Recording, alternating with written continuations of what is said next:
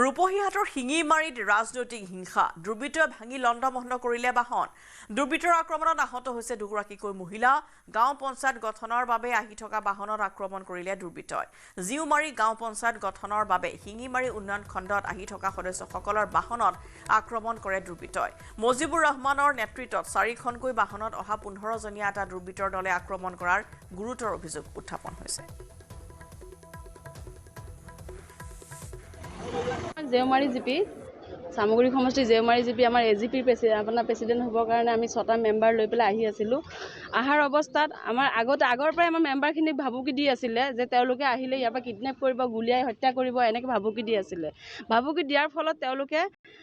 তেওঁলোকক কৈছে মই যিহেতু সামগ্ৰী সভানেত্ৰী হয় মহিলা 5গৰাকী মেম্বাৰ মই লৈ আহিব লাগিব যিহেতু মই মহিলাৰ সভানেত্ৰী হয়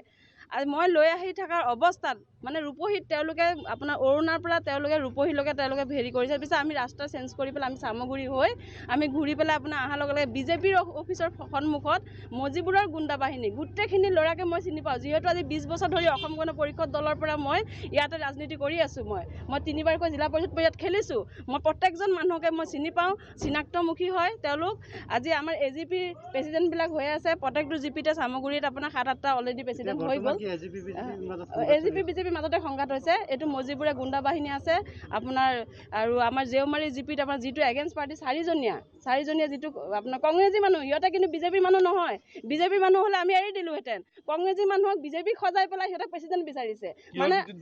আপোনাৰ আৰিফুলে 2 লাখ টকা লৈছে একবাৰ লৈছে 8 লাখ টকা আৰু আপোনাৰ মজিবুৰ ৰহমানে সেই পাৰ্টিৰ পৰা